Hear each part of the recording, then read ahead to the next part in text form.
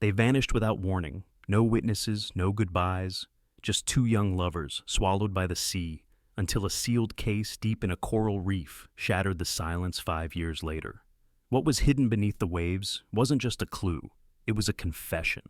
And what followed was a story of betrayal, grief, and the quiet power of a sister who refused to stop searching. At Nestsoul, we don't just tell stories, we uncover what the surface tried to hide. This is one of them. The last time anyone saw Emily Warren and Nathan Cole, they were laughing on the wraparound porch of a beach house overlooking Penobscot Bay, Maine. The sun had just dipped beneath the Atlantic horizon, casting long lavender streaks across the water. The couple had every reason to smile, 2 weeks away from their wedding, surrounded by friends, and freshly signed on to a multi-million-dollar contract that would cement their joint tech venture's position as one of the fastest rising startups on the eastern seaboard. Their future, like the ocean before them, looked infinite. But by Saturday morning, they were gone. No note, no struggle, no broken window, overturned furniture, or signs of forced entry. Their rental cars remained parked in the driveway. The sheets on the king-size bed were undisturbed. The coffee pot in the kitchen was clean, unused. Most unsettling of all, the door to the beach house was locked from the inside. When the local sheriff's office responded to the missing persons report, the working theory was chillingly simple. The couple had gone for a midnight swim and been pulled out by the notorious riptides that often haunted the Maine coast this time of year. The only thing that didn't add up was that neither of them had been the impulsive type, especially not Nathan, a methodical strategist who double-checked weather patterns before packing an umbrella. The official search lasted 4 days, scouring every stretch of coastline and sending sonar sweeps into the deeper waters beyond the bay. Nothing turned up. Not a sandal, not a scrap of fabric, not a body. Eventually, the press coverage dried up, and so did public interest. The case was quietly shelved as another tragic accident, and the beach house returned to silence, except someone kept paying to have it cleaned, kept the flowers trimmed, kept the porch light on every night for 5 long years, until now.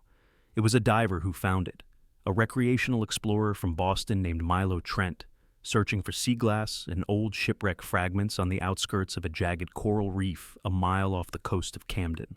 Wedged deep in the reef, like a time capsule purposely hidden from the world, was a yellow waterproof case.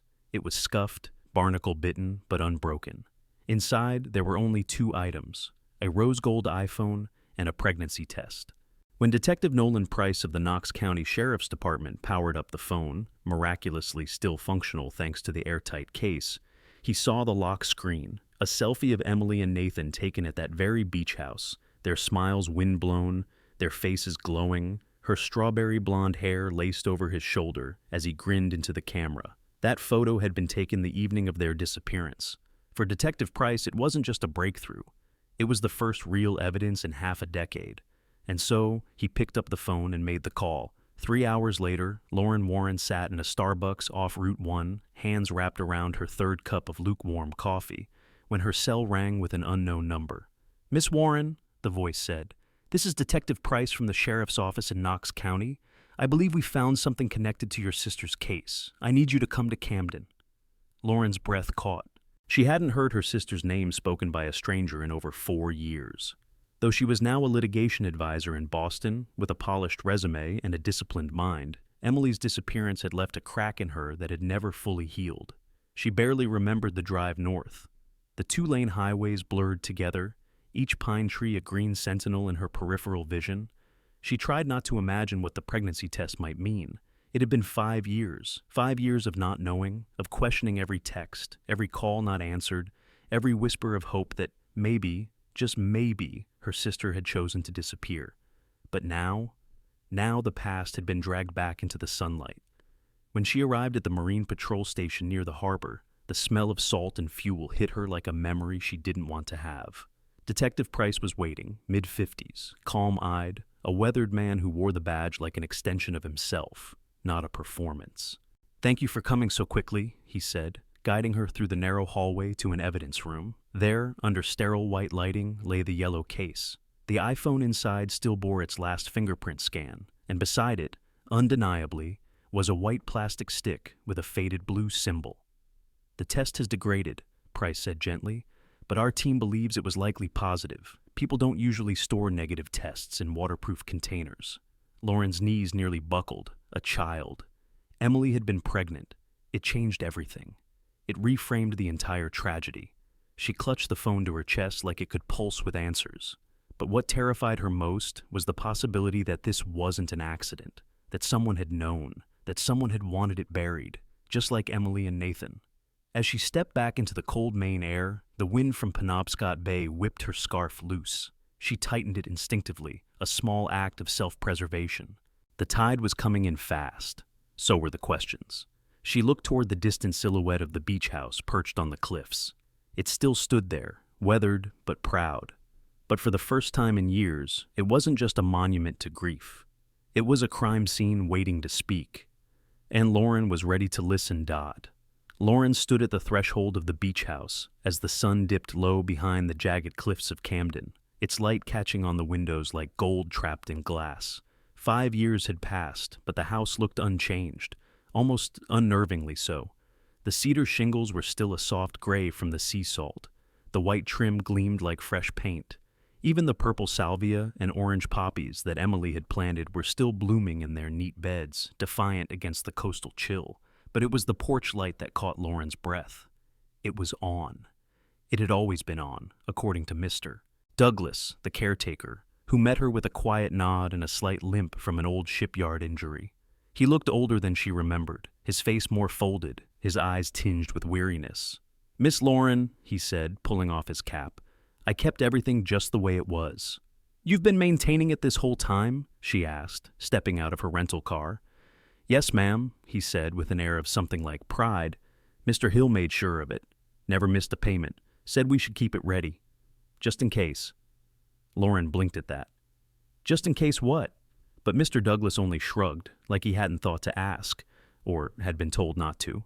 She thanked him with a thin smile and stepped inside. The door gave way with a familiar creak, then silence. It was as if the air itself had been preserved in glass.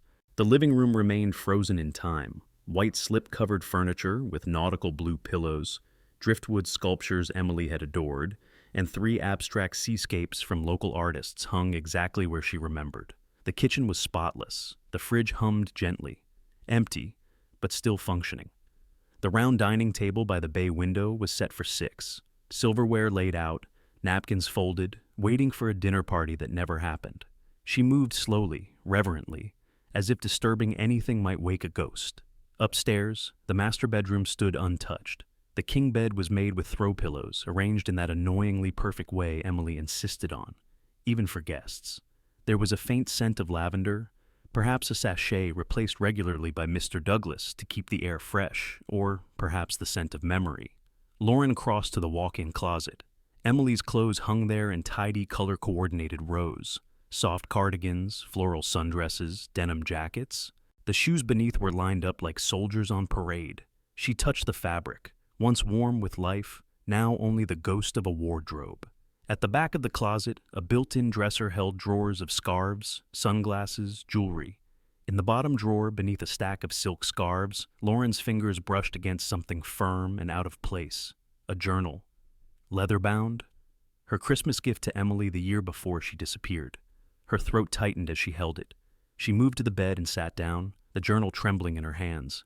The entries began lightly. Planning the wedding, teasing notes about Nathan's disastrous cooking attempts, lists of venue options and flower vendors. But as the pages turned, the tone shifted. Entries became more frequent, more anxious. Monday. The test was positive. 3 of them, actually. I'm pregnant. Nathan doesn't know yet. I'm terrified and thrilled. He always said we'd wait until after the wedding, until things settled with the company. But maybe this is the universe telling us it's time. Maybe this is the peace we need. Tuesday. Another fight. Grayson came down to the house to talk numbers with Nathan, and it blew up. Expansion into London and Tokyo? It's crazy. Grayson wants everything now, and Nathan's the break. I overheard them shouting in the study. Grayson accused Nathan of being scared of growth. Nathan said Grayson only cared about empire building, not people. Lauren turned to the page, her fingers curling against the leather binding. Wednesday. Still haven't told Nathan about the baby. I keep waiting for the right moment. But when? He's wound so tight. Maybe Friday night during dinner. I'll wrap the onesie I bought and surprise him after dessert. Grayson will be there too. Maybe the baby news will pull everything back into focus. Family first, always. Friday morning. Tonight's the night. I'm nervous. Nathan thinks it's just a dinner party. He keeps asking why I'm fidgeting. He doesn't know yet that by tomorrow, everything will be different. I hope in the best way. That was the final entry. Lauren stared at the final line, her breath shallow. The words shimmered behind tears. She had been planning a moment of joy, a celebration of life. Not walking into the end of hers. A soft knock on the bedroom door made her jump. Mr. Douglas stood in the doorway, his face etched with concern. "You okay in here, Miss Lauren? Want some tea?" "I'm fine," she lied. "Just needed a minute." He nodded, as if understanding went beyond words. "I'll be outside if you need anything." She waited until his footsteps faded. Then she reached for her phone and photographed every page of the journal, carefully, one by one. The journal was no longer a memory. It was evidence. Evidence that her sister had been carrying a child. That she had been caught in the rift between two men, one her fiancé, the other his ambitious, increasingly volatile partner. And that she had believed, perhaps naively, that the news of a baby might fix everything. But someone in that house, someone who heard the news, might have seen it not as joy, but as threat. Lauren stood, clutching the journal. The house was no longer a tomb. It was a puzzle, and the pieces had begun to surface. Outside, dust gathered like ink, and in the driveway, just pulling in, was a sleek black Tesla Model S. The headlights cut across the driveway like a spotlight. And stepping out of the driver's seat, tall, tailored, and shockingly familiar, was Grayson Hill. That Grayson Hill stepped out of the Tesla like he belonged to another world. His presence was effortless. Shined leather shoes clicking softly on the stone path, a navy overcoat that flared just enough in the wind to suggest both elegance and power, and a face Lauren had once trusted enough to call family. But not anymore. Not after Emily's journal. Not after the yellow waterproof case. He didn't see her at first. He was checking his phone, distracted, brow furrowed as he thumbed across the screen. Then he looked up and stopped. Recognition flashed in his eyes, followed instantly by something else. Surprise? Or was it alarm? He covered it quickly. By the time Lauren reached the door, he was already climbing the porch steps with his arms open, his voice warm. "Lauren," he said, smiling as if nothing in the world had ever gone wrong. "My God, I didn't know you were back in town." His hug was brief but firm, his cologne expensive and understated, like everything else about him. She didn't return the embrace, just allowed herself to be held for a moment, motionless, then stepped back. "I got a call from the sheriff's department," she said. "They found Emily's phone." His smile faltered just slightly. Her phone? In a waterproof case, off the reef, along with something else. She didn't elaborate, just let the words settle. Grayson's jaw flexed once, the faintest flicker of discomfort. Then he recovered. "That's something. I mean, it's something after all this time. Closure, maybe?" He glanced over her shoulder into the house. Everything's still exactly the same. "I have to admit, I wasn't sure you'd ever come back here, but I'm glad you did." "You've been keeping it up," Lauren said. "Douglas told me." Grayson nodded, hands in his pockets, rocking on his heels. It felt like the right thing to do. For them, for Emily and Nathan. I couldn't bring myself to sell it. Or maybe it felt like the smart thing, she thought, but didn't say. Aloud, she said, "You kept the porch light on." "Always?" he said. And for a moment, his voice did sound genuinely heavy. "It's what they would have wanted." Lauren stepped aside, and he entered like he owned the air around him. His eyes scanned the room, taking in the art, the clean shelves, the untouched dinner table.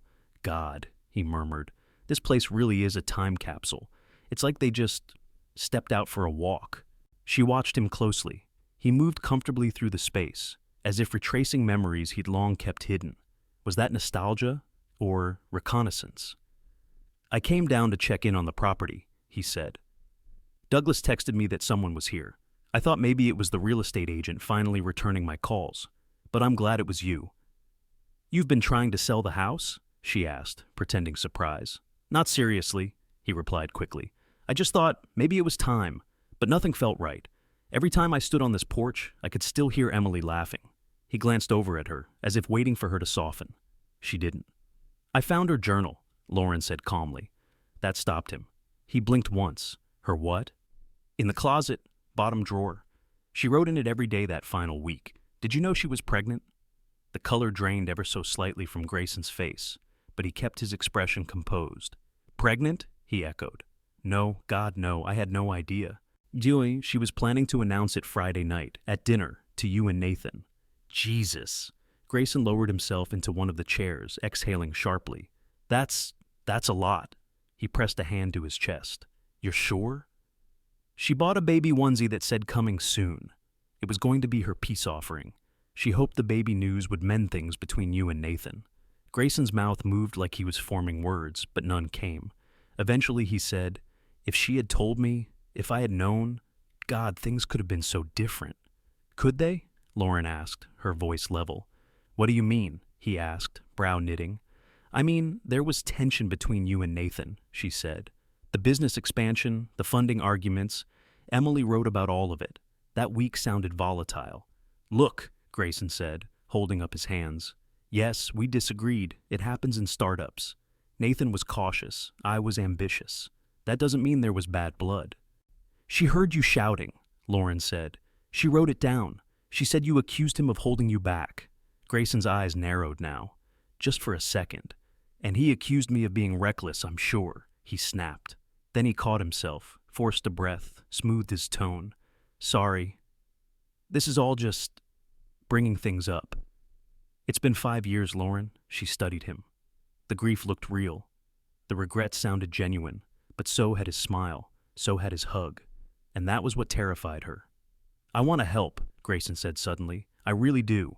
If there's anything I can do, resources, contacts, I'll call in favors. Just say the word. Actually, he added, brightening slightly, I've been thinking. The diver found Emily's phone, right? Maybe there's more down there. Debris, something else. I have the coordinates. Why don't we go out tomorrow morning? I can take us on the Sea Ray. I still keep it docked in slip 47.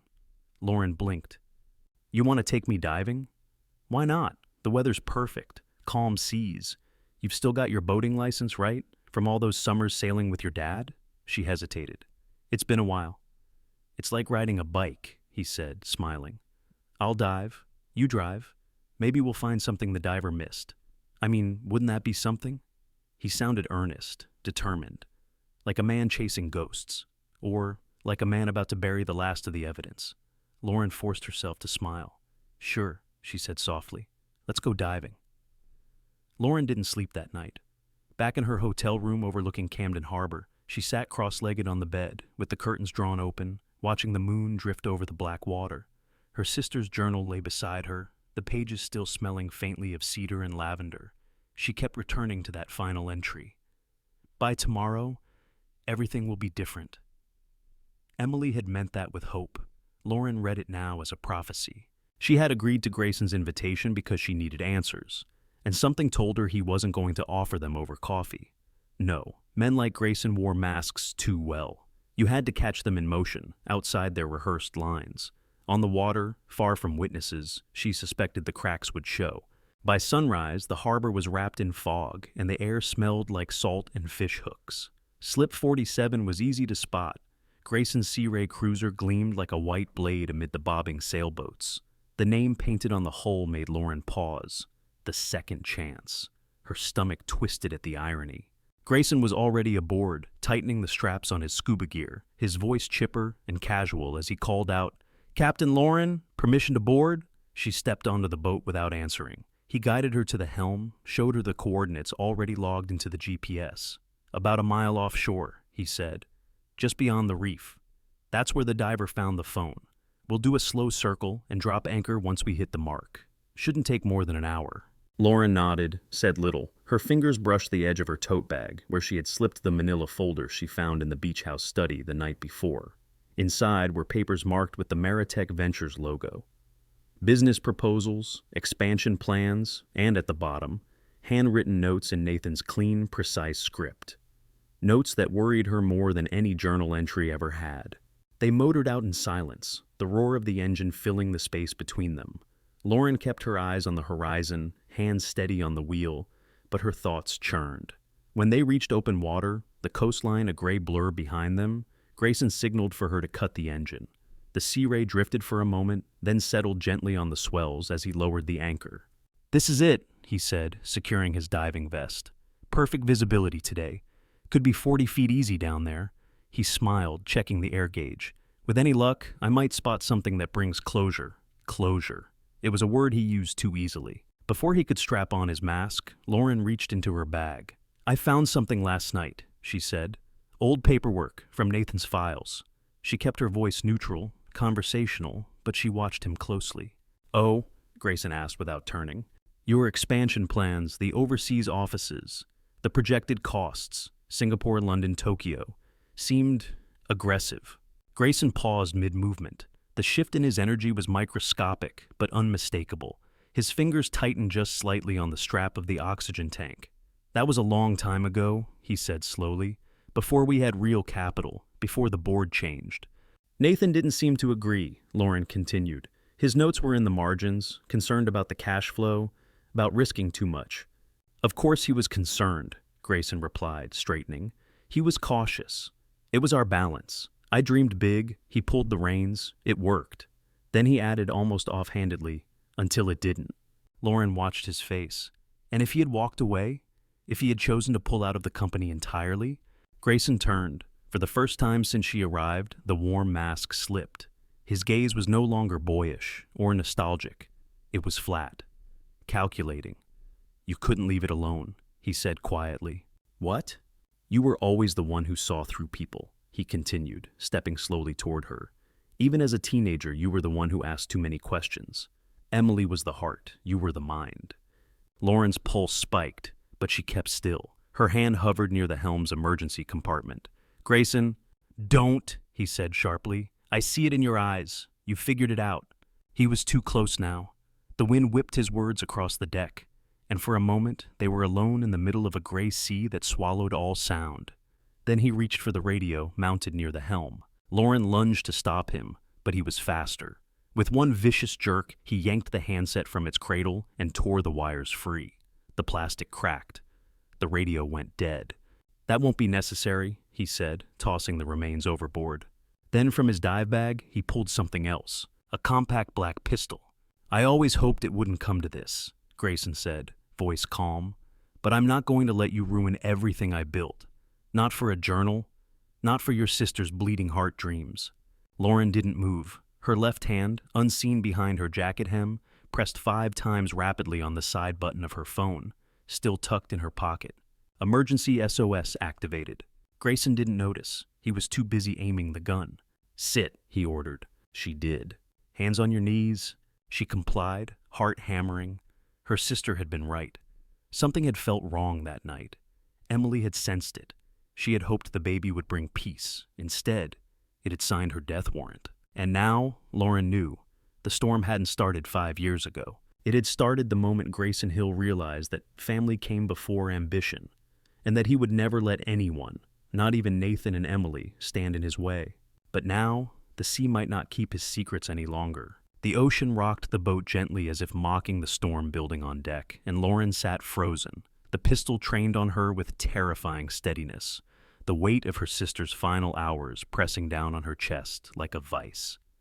Grayson Hill, polished entrepreneur, grieving friend, revered philanthropist, stood before her stripped of every mask, revealing a hollow-eyed architect of ambition who had calculated the cost of betrayal and paid it in blood, his voice low and precise now, like a man finishing a confession not for absolution, but for control.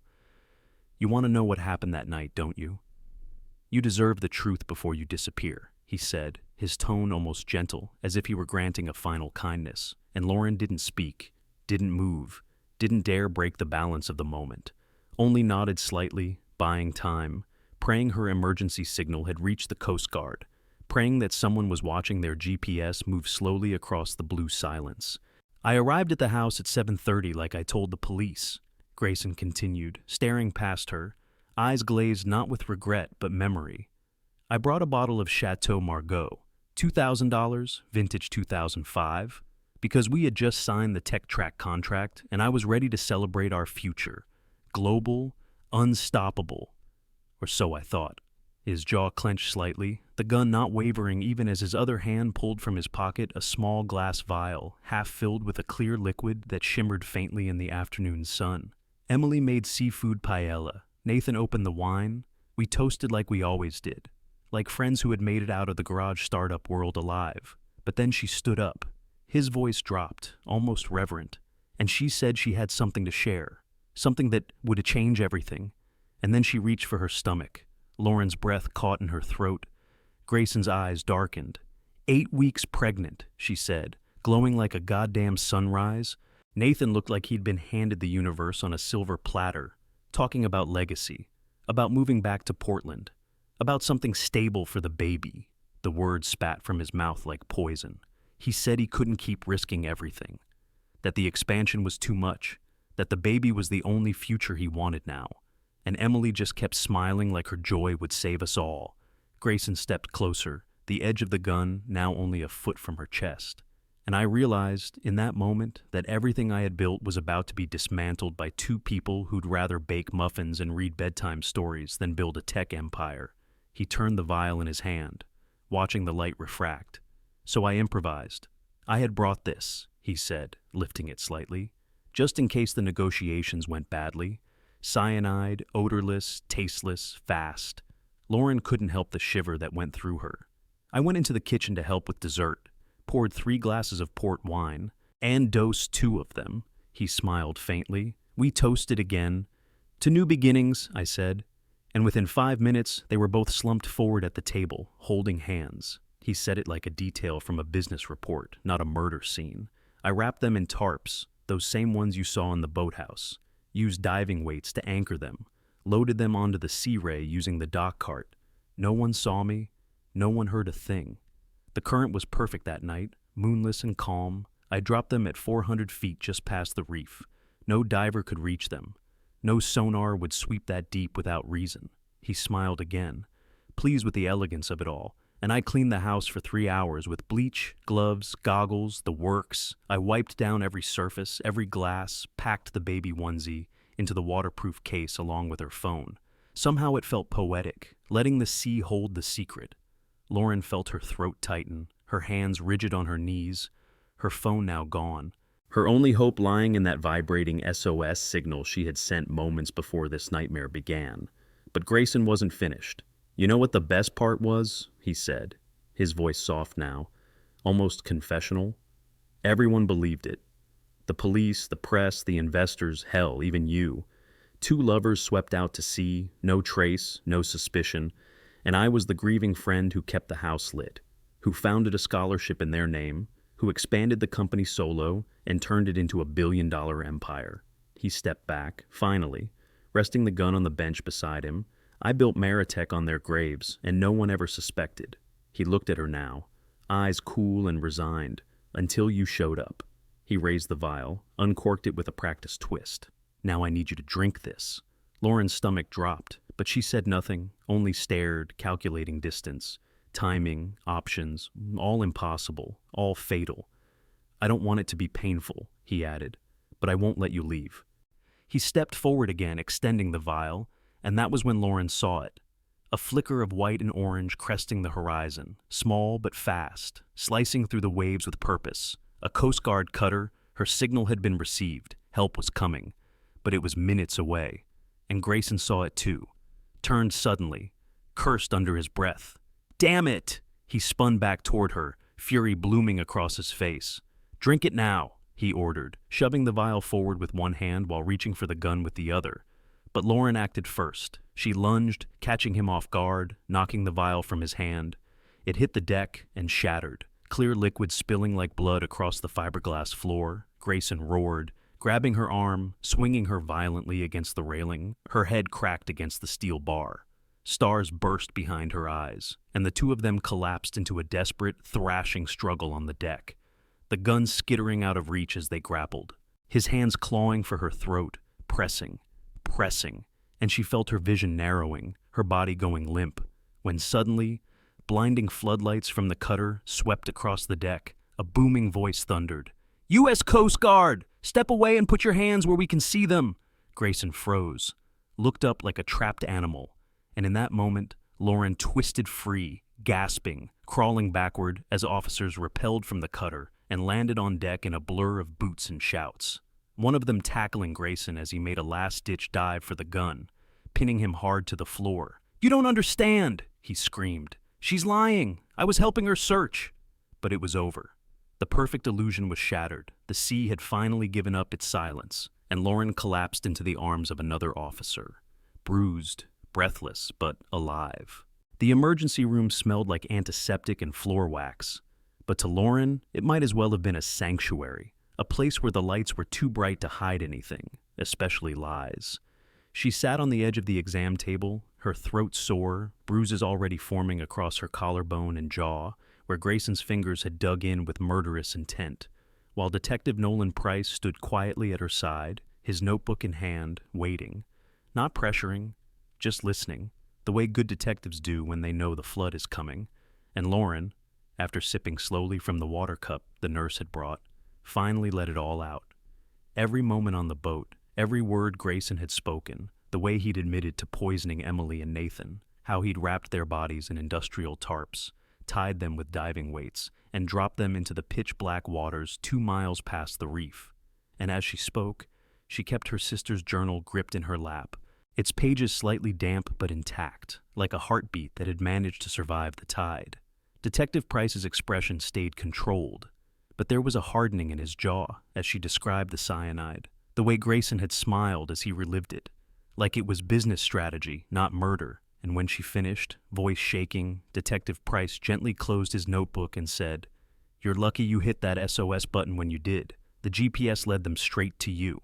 And she nodded, unable to speak for a moment, because the weight of everything, her sister's last days, her unborn niece or nephew, never even given a name, the elegant, monstrous architecture of Grayson Hill's betrayal, had begun to settle on her shoulders like an anchor from the deep. A knock came at the door, and another officer entered, his face grim, and murmured something into Price's ear, too quiet for Lauren to hear. But she saw the change in the detective's face. His mouth flattened, his shoulders stiffened, and when he turned back to her, his voice was lower, more careful. "Miss Warren," he said, "we've begun forensic testing on Grayson's boat. Despite his bleaching efforts, the lab found microscopic blood traces embedded in the deck seams. Preliminary tests match both Emily's and Nathan's blood types. And though Lauren had known, deep down, that it was real, hearing it confirmed sent a shudder through her bones, like a wire drawn tight had finally snapped inside her chest. "There's more," Price continued, flipping his notebook open again. "We pulled the GPS logs from the boat's navigation system. Grayson wasn't as clever as he thought. The system keeps a hidden backup log of anchor points. On the night of the disappearance, his boat was docked at the Warren house until 2:15 a.m., then sailed to coordinates 2 miles beyond the reef and dropped anchor again for exactly 43 minutes before returning to port." And Lauren whispered, 400 feet, and he nodded slowly. "Exactly." Then added, "We've already dispatched a deep-sea recovery team to those coordinates. The current's been favorable this week, and the location is precise." And for a moment, time seemed to stop in that white room as Lauren stared at the wall and imagined them, Emily and Nathan, bundled in silence, resting in the dark like forgotten truth, waiting to be pulled back into light. 20 minutes later, another officer returned with confirmation. The divers had found 2 bodies, both wrapped in thick industrial-grade tarps tied with diving weights, matching the supplies found in Grayson's boathouse, and the medical examiner's preliminary analysis supported cyanide poisoning. No trauma, no struggle, just quiet clinical execution. Lauren pressed her hand over her mouth, but the tears came anyway, not the kind that spilled fast and free, but the kind that crawled slowly from the corners of her eyes as the image of her sister came into focus, seated at the dinner table, lifting a wine glass to toast to new beginnings, never knowing it would be her last. Detective Price placed a steady hand on her shoulder and said, "With the journal, your statement, the confession, GPS logs, and now the bodies, Grayson Hill is finished. He's facing multiple murder charges, attempted murder, and obstruction of justice. There will be no deals, no way out." But for Lauren, it wasn't relief she felt. It was something colder, heavier, a grief that couldn't be solved by prosecution. Later, when she was cleared to leave, she clutched Emily's journal like a relic and stepped outside the hospital into a drizzle that had begun to fall softly from the Maine sky, streaking the windows and turning the pavement dark and slick. The same storm system that had hidden the Coast Guard approach, now washing over Camden, as if the earth itself had begun to mourn. The world kept moving. Cars passed, phones buzzed, someone across the street laughed. But Lauren stood still beneath the awning, her eyes tracing the rain trails, thinking not of courtrooms or trials, but of the baby onesie that had never been gifted, the child that never took a first breath, the life that had been deemed inconvenient by a man who thought empire mattered more than blood. She thought of Grayson Hill now, locked in a holding cell, his $1,000 watch stripped from his wrist, his empire cracking beneath the weight of recovered truth. And she didn't feel vengeance or triumph, only quiet fury, like the tide retreating before a storm. Later that evening, back in her hotel room, she opened the final page of Emily's journal once more, the ink slightly faded but still legible. I'm nervous, but I believe this baby will bring us all closer. I believe in the good in people. I believe in tomorrow. Lauren closed the journal slowly, her fingers trembling, and whispered aloud to no one but the ghost in the room. You were wrong, Em, but you were brave. Then she switched off the light and sat in the dark, not to hide, but because for the first time in 5 years, the shadows were no longer lying. Dot. They called it the fall of a titan in the headlines. Silicon Valley visionary arrested for double homicide. Tech CEO's empire built on murder. Grayson Hill. The truth behind the suit. News anchors debated how such a respected figure could orchestrate a crime so cold. Investors panicked. Stockholders fled. The Meritech Ventures board immediately suspended all operations and froze Hill's assets. But for Lauren Warren, none of it felt like justice, only noise. She had traded the quiet ache of not knowing for a public storm of court dates, interviews, subpoenas, and questions she hated answering. Yet, she showed up for all of it. With Emily's journal in her bag, her voice steady, and her stare locked on the man who had tried to erase her sister.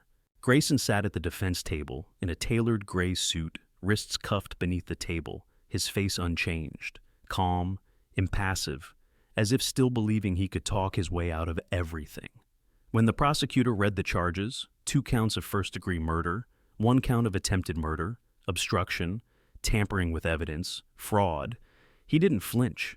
When photos of the recovered bodies were displayed, when sonar imagery and lab results confirmed cyanide poisoning, when the forensic tech testified that GPS logs had been tampered with post-crime, he didn't blink.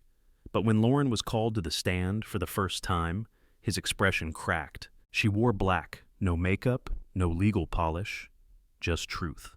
Her testimony lasted nearly 3 hours. She recounted everything. Finding the journal, reading the entries, confronting Grayson on the boat, his confession, the struggle, the Coast Guard's arrival. She handed over the journal and watched the jury pass it hand to hand like a sacred relic. They lingered on the entry from the morning of the murder. Emily's hope, her fear, her belief that life could mend what greed had strained. She wanted peace, Lauren said softly. She wanted the baby to bring the 2 men she loved back together. She never saw it as leverage, only as love. And that was what undid him. Not the GPS logs, not the chemical analysis, but the memory of Emily. The courtroom was silent as the prosecutor asked, "Why do you think Mr. Hill did this?" Lauren looked Grayson in the eye. Because control mattered more than conscience. Because Nathan's baby was an obstacle, and Emily was collateral. The defense tried to spin a narrative, claiming grief, claiming misinterpretation, claiming that Lauren's recollection couldn't be trusted due to trauma. But Grayson's taped confession, his destruction of the radio, the gun recovered from the Sea Ray, and Emily's journal made it impossible. The jury took less than 4 hours to convict on all counts. When the verdict was read, guilty on every charge, Grayson didn't speak. He simply sat still, his empire collapsed, his kingdom reduced to a cage. After sentencing, life without parole, Lauren stood alone outside the courthouse as snow began to fall softly over Portland, Maine. Reporters called her name. Microphones reached out like claws, but she ignored them. Instead, she looked up at the gray sky, flakes dissolving on her cheeks, and whispered a name only she still said aloud, Emily. She didn't feel closure. She didn't believe in it. But she felt something else, clarity. The truth had come out of the water, and with it, the memory of a sister who had hoped too deeply, loved too purely, and deserved far more than what the world gave her. In the weeks that followed, Lauren quietly established a foundation in Emily and Nathan's names. It didn't have a splashy website or gala fundraisers, just a small program to fund early education initiatives for children in underserved Maine communities. And when asked why she started it, she only ever said, "Because they were building something, and I want to finish it for them." What Grayson had tried to bury at sea had been pulled into the light, and it would never be silenced again. 3 months after the trial, Lauren returned to the beach house for the first time alone. No detectives, no reporters, no cameras waiting beyond the garden gate, only the wind off Penobscot Bay brushing against the old shingles and the soft rustle of wildflowers that still bloomed in stubborn defiance along the path Emily had once planted with such joy. The key turned in the lock as easily as it had 5 years ago, and when Lauren stepped inside, the air was still touched with lavender, the salt-heavy scent of memory. The past preserved like a museum built not for tourists, but for ghosts. And she let the door close quietly behind her, not out of fear, but reverence, because now it was no longer just a crime scene or a symbol of loss. It was a place that had finally told the truth. She walked slowly through the rooms, touching little, noticing everything. The dining table where the final meal had been prepared, but never eaten. The throw blanket Emily had always folded with annoying perfection. The coffee mug on the counter that still had a faint lipstick stain from a morning that had never turned into afternoon. And then, upstairs, the bedroom where the lavender sachets still hung by the window. She sat on the edge of the bed where she had once read the journal that started everything. Her fingers brushing the stitching in the quilt, remembering Emily's voice. Not the one captured in ink, but the real one. Laughing, soft, fierce when needed, stubborn as hell, she reached into her bag and pulled out a new notebook. Not leather-bound like the old one, but fabric-covered, navy blue, stitched along the spine with silver thread. And inside, the pages were blank, perfectly clean, untouched by grief or time. She opened to the first page and began to write. Not for evidence, not for court, but because she had promised herself that when the story ended, it would be told not in screams or headlines, but in her own hand. She began, "This house does not belong to death anymore." The words came slowly at first, then all at once.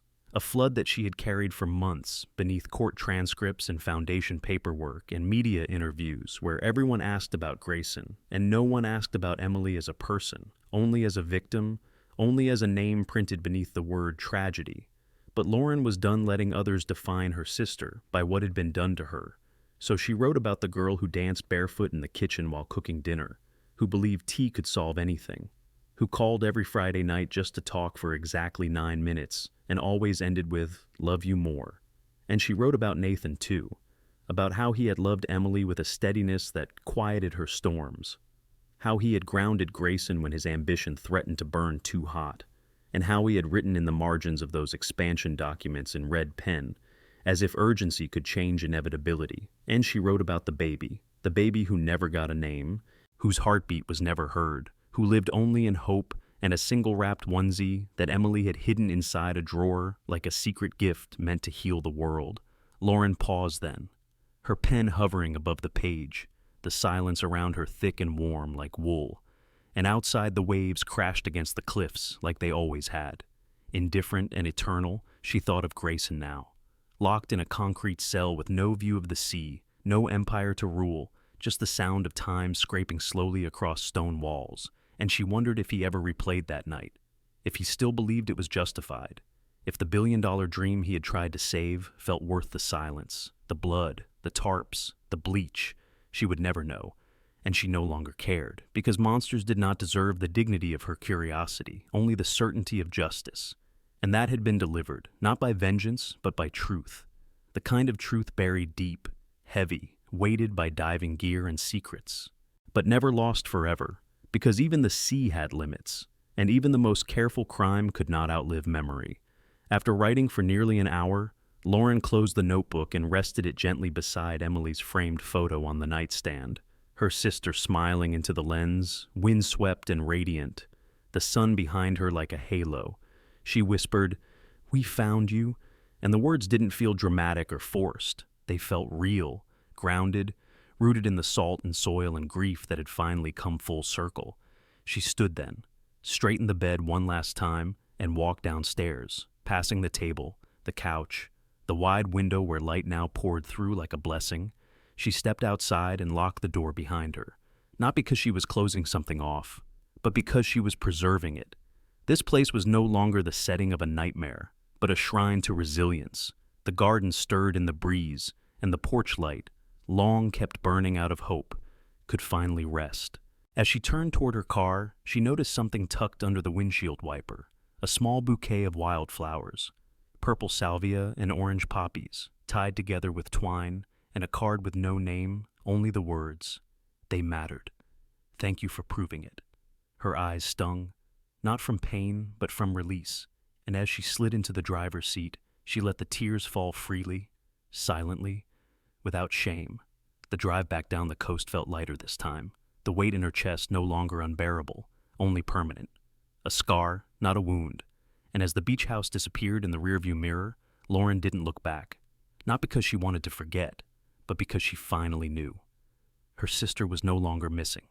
She was remembered, recovered, and above all, heard. The following spring, Lauren returned to Penobscot Bay not in search of answers, but to witness something rare, peace, not as a concept or an afterthought, but as a presence, one that hung in the air like the scent of seawater and sun-warmed wood.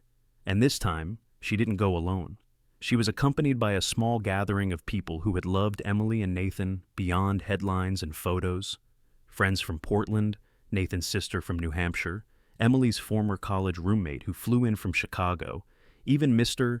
Douglas and his wife Martha, who stood at a respectful distance as the group boarded a modest boat chartered for the day, its deck covered in pale blue hydrangeas and one empty chair marked with a simple name, Baby Warren Cole. There was no program, no microphones, no music save for the creaking of the dock ropes and the soft lapping of waves. Only stories passed around like warm stones. Laughter about Nathan's obsessive spreadsheet habits, the way he couldn't eat a sandwich unless it had perfect diagonal cuts, and the time Emily tried to make apple pie with salt instead of sugar and served it anyway, pretending it was avant-garde cuisine. And Lauren listened, smiled, let herself exist in the memory without falling apart, because now every anecdote wasn't a eulogy, it was restoration. When they reached the coordinates, the boat drifted into stillness. The engine silenced, and the wind took over, brushing hair from faces, pulling gently at the pedals in each hand, and one by one, they released them, hydrangeas, wildflowers, forget-me-nots, watching them scatter like a procession across the water, where 5 years earlier the ocean had been forced to keep a secret, and now it was free to let it go. Lauren stood at the bow, holding a small urn that had been sealed under court supervision and delivered to her days before. The ashes confirmed through forensic analysis, the remains of Emily and Nathan now reduced to gray flecks and bone dust, but still sacred, still human, still worthy of return. She had asked for this personally, fought through bureaucracy and red tape to make sure it wouldn't be another state decision or legal formality, because their story hadn't ended in a courtroom. It ended here, where it began, beside the cliffs they once called home. She unscrewed the lid slowly, felt the breeze hesitate, and then tipped it, letting the contents fall not with drama, but with dignity. And they spiraled into the air and caught the light just briefly before drifting into the bay, blending with the sea that had taken and then given them back. And she whispered nothing. There were no final lines, no scripted goodbye, just the sound of waves brushing against the hull and a silence so deep it became holy. The others followed, one by one, some casting flowers, others tossing notes scribbled on dissolvable paper. And when it was done, no one rushed to leave. They simply stood in reverence, watching as the last petals floated beyond reach, carried eastward toward the horizon.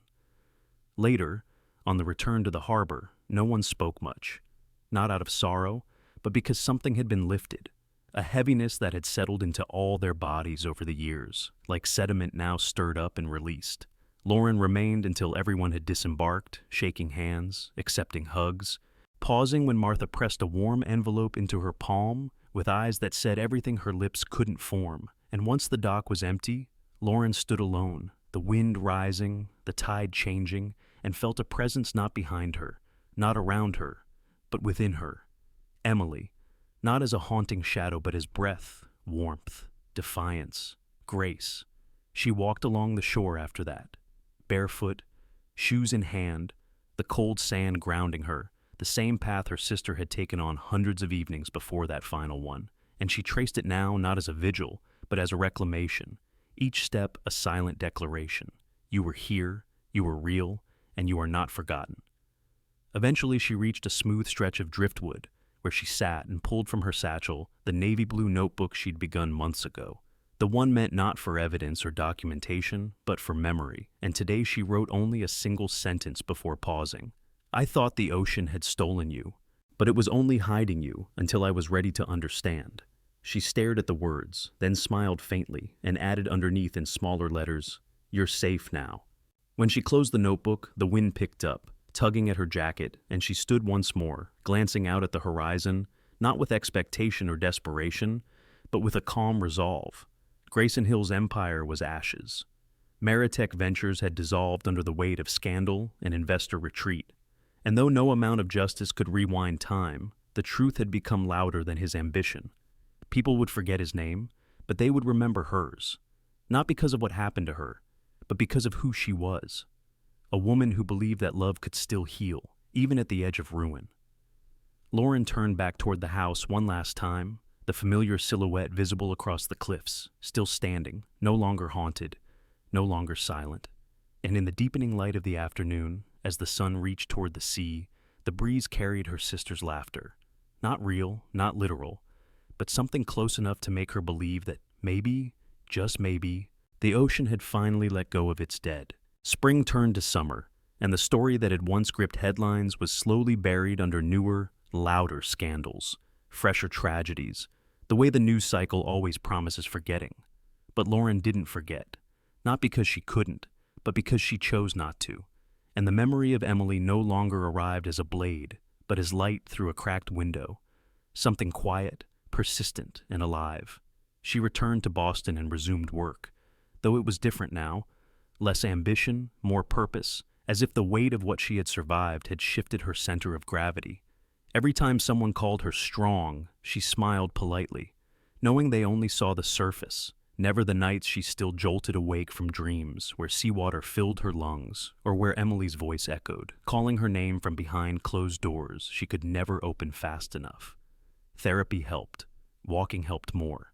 And every Sunday morning, she carved out time to sit in the corner of a small bakery in Beacon Hill with a cup of black tea, Emily's favorite, and write, not for publication, not even for legacy, just to trace the truth with ink so it wouldn't fade. The navy blue journal now nearly full, its pages no longer rigid with pain, but soft with reflection. A record not of loss, but of how one life can fracture another and still leave space for beauty. She hadn't spoken to Grayson since the verdict, hadn't attended the sentencing hearing, where his legal team attempted to file a motion for appeal based on psychological distress and extreme situational pressure, because she knew better than to grant monsters more audience.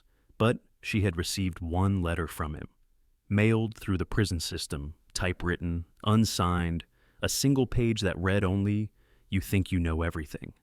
But there are parts of that night you never will. The ocean doesn't give back everything."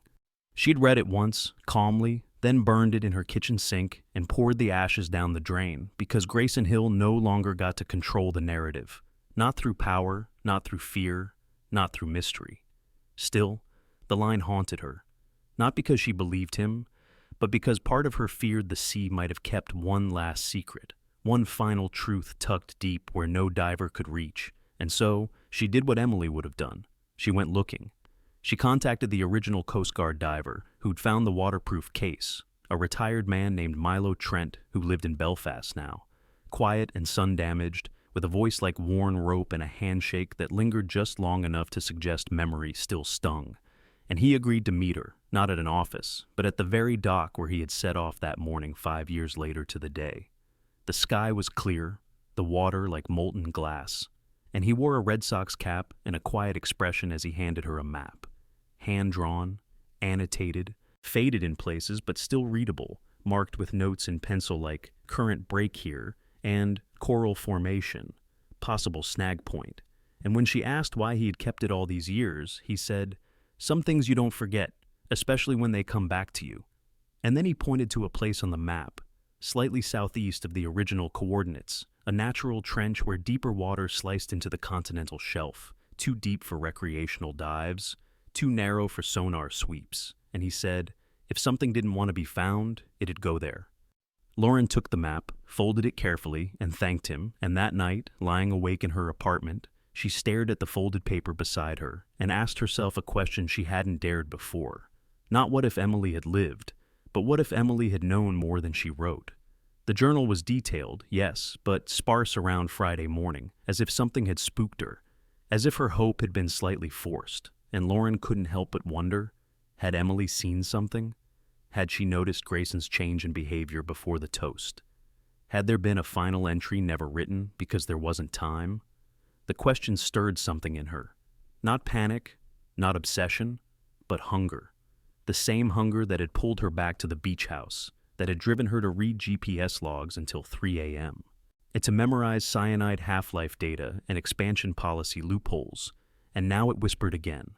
There might be more. She returned to Camden 2 weeks later, alone, without telling anyone, not even Detective Price, because this wasn't about evidence or reopening a case. This was about finishing a conversation, and she hired a local charter to take her out early, before the tide turned sharp. The boat captain respectful but curious, asking if she was doing research, and she nodded vaguely, clutching the map as if it were a relic. The coordinates from Milo now programmed into her phone, though she knew them by heart. When they reached the drop point, she stood at the stern and stared into the vast blue silence, imagining what lay beneath. Coral, fish, wreckage, or maybe nothing at all, but she didn't need to find bones or remnants. She needed to speak, and so she did, voice steady despite the wind. I know you tried to warn us, she said softly. And I'm sorry I didn't read between the lines sooner, but I hear you now, Em, I do. And she paused, let the wind carry the rest of what she couldn't say, and then almost without thinking, she reached into her bag and pulled out the final page of the Navy Journal, ripped carefully, folded in thirds, written only with one sentence. I found you, but I never stopped looking because I loved you too much to settle for a lie. She wrapped the page around a smooth piece of driftwood she'd carried from the beach house garden and dropped it gently into the sea, watching it drift, then sink. Not as surrender, but as offering. And for a moment, nothing happened. Just wind, just water. But then, across the surface of the bay, a single name whispered in her mind, clear and soft. Emily, and Lauren smiled, not because she imagined it, but because sometimes the ocean doesn't echo, but it listens. Lauren returned to Boston with the tide still in her blood, salt lingering on her skin as if the ocean had marked her in its own silent way, not with bruises this time, or grief, but with something gentler, something closer to truth. And though she stepped back into routine, her apartment, her emails, her case files, she did so differently now, like someone who'd walked through a fog thick with ghosts and emerged with all of them walking beside her, not haunting, just present. And one of the first things she did after returning was unpack the navy blue journal, now complete, now closed, its final page left blank. Not for lack of words, but because she understood now that some endings don't belong in ink, only in memory. And instead of shelving it away like some precious archive, she left it by the window where light touched it each morning, the same way Emily used to sit with her tea and let the sun warm her eyelashes before speaking. Days passed, quieter now, slower, and Lauren found herself revisiting things she had avoided for years. Old voicemails from her sister, dusty boxes from the basement, photo albums still sealed with masking tape and fear. But now, with each unfolding, each unwrapping, the pain was no longer sharp. It was deep, yes, but also filled with color, like bruises that had finally turned to gold. And one afternoon, as she sorted through a box marked Misk, Emily, she found something she hadn't expected, a cassette tape in a clear plastic case, unlabeled except for a post-it with the words, "Don't laugh, just listen 3, in Emily's unmistakable cursive. Lauren stared at it for a long moment, heart suddenly thunderous, then scrambled through her storage closet where she remembered keeping her old dual-deck stereo from college, and after some digging, some dust, and a minor miracle, she powered it up, popped in the tape, and pressed play. There was a pause, then a static hiss, and then Emily's voice, young, uncertain, but unmistakably hers, filled the room. Okay, so if you're listening to this, it means I actually gave it to you, which is terrifying because this is like really embarrassing. A nervous laugh followed, the kind Lauren hadn't heard in 5 years, and it cracked something inside her. But I wanted to record this, just once, because I don't always say things out loud the way I mean them, and I'm better with stories than feelings. But here goes.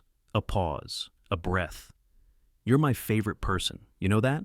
Even when we fight, even when I pretend I'm not listening. You're the reason I believe in second chances. You're the reason I think people can be better. Another breath, softer now. And I don't know what's coming. I really don't. I'm trying to be brave. I'm trying to hold on to all the good things. But if anything ever happens to me, if life does that thing it does, where it just takes without asking, I want you to remember this. You were the one person who always saw me, really saw me. Not just the silly parts or the dreamer parts, but all of it. And Lauren had to press a hand to her mouth because the ache was unbearable, beautiful, vast, like the sea itself. And Emily kept speaking. You don't have to do anything big. You don't have to build a tower or change the world. Just live. Just live fully, stubbornly, kindly, because that's what I would want. That's what I would be doing if I could. And then there was one last line, whispered so softly it barely caught on the tape. And if I disappear someday, don't be afraid to find me. I'll always be where the light is. The recording ended with a soft click, and Lauren sat there long after the stereo went silent, her hands still curled around the edges of the machine, the tears running freely now, not from horror, but from love, the kind that stretches across time, across loss, across the abyss and still reaches you, still finds you, still insists on being heard. She didn't play it again. Not yet. Maybe not ever. Because some gifts aren't meant to be repeated, only carried. And she carried it into her next breath, her next week, her next version of life. And in that same week, she received a letter, this one handwritten in black ink, on thick cotton stationery, from the mother of Nathan Cole, a woman she had spoken to only once, briefly after the funeral, but who had stayed distant, wrapped in her own armor of pain, and the letter began simply, I couldn't find words before, but now I need to say thank you. And it continued to describe how she had read Lauren's statement, how she had watched the trial footage, and how she had seen her son through Lauren's eyes more clearly than she had in years. You gave me him back, the letter ended, and you gave my grandchild a name in your silence. That means everything. And Lauren wept when she read that, because for so long she had carried the weight of what was lost, never realizing she had also been carrying forward what was still left to give. That night, she opened a new notebook, plain cream with no decoration, no dedication, and on the first page she wrote, This is not a story of death. This is a story of love surviving it. Then she closed the book, turned off the light, and for the first time in 5 years, she dreamed not of sinking, but of sunlight breaking through the waves. 1 year to the day after the diver found the waterproof case wedged in coral, Lauren returned to Penobscot Bay for the last time, not because she needed answers, not to confront ghosts or chase echoes, but because something inside her whispered that closure wasn't an event. It was a place, a moment, a breath taken where pain used to live, and she wanted that breath. She deserved it. So she drove up the familiar winding roads through the pines of mid-coast Maine until the air turned sharp and salted again, until the cliffs rose in silhouette against the sea, and when she pulled up to the old beach house, the boards no longer groaned with memory. They exhaled with familiarity. The garden had returned, thanks to a local woman she'd hired to tend it monthly, and wild lavender now spilled over the stone path like soft laughter, like something Emily might have planted again, given time. Lauren walked the perimeter slowly, tracing the wooden railing, the wind threading her hair, the ocean below as restless and beautiful as ever, but no longer threatening. It had already surrendered its secrets, and today it only shimmered. She stepped inside, and nothing had changed. The same blue walls, the same sun-dappled kitchen tiles, even the same stack of books Emily had kept by the reading chair, but it felt new, like walking into the memory of a life and realizing you're strong enough to hold it without breaking. She wandered upstairs, placed her palm gently on the bedroom door, and whispered her sister's name. Not a cry for help, not a lament, just a greeting like you'd say to someone waiting at the edge of a dream. And inside, on the nightstand, she found the navy blue journal exactly where she'd left it, untouched, yet somehow fuller with time. She didn't open it. Instead, she reached into her bag and pulled out something new, a small brass plaque, custom engraved, and she affixed it carefully to the base of the window where light always fell most clearly, the letters catching gold as she stepped back to read. In memory of Emily Warren and Nathan Cole, love never lost at sea. And then she exhaled deeply, like a tide releasing the shore, and walked back downstairs where her bag sat packed beside the door. Not with grief, but with beginnings, because she had made a decision, one that had begun quietly months ago and now bloomed fully. She was leaving Boston, not running, not hiding, but starting again on her terms, in her time, and she had chosen a town near the sea, not Penobscot, but farther north.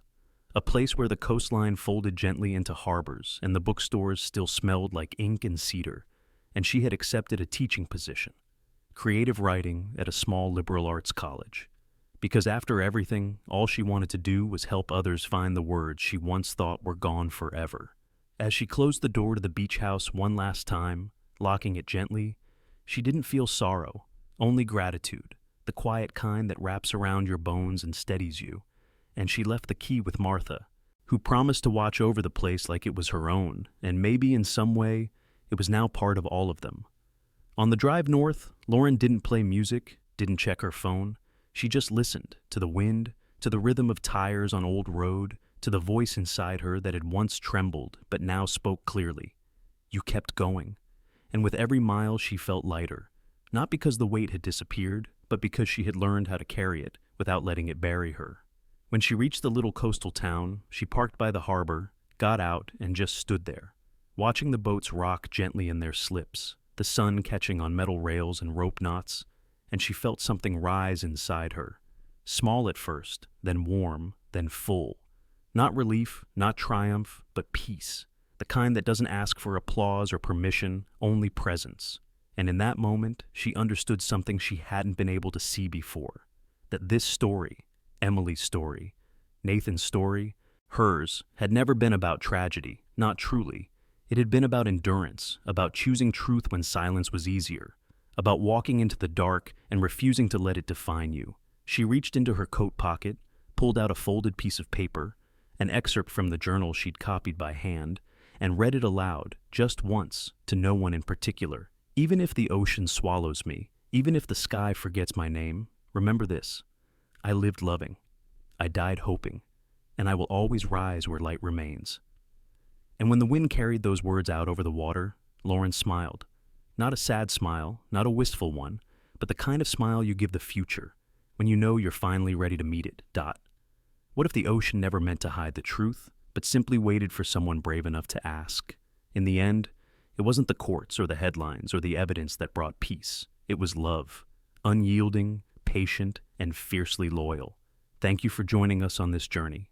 If the story stayed with you, share it, subscribe, and follow Nest Soul, where every story dives deeper and every truth finds its way home.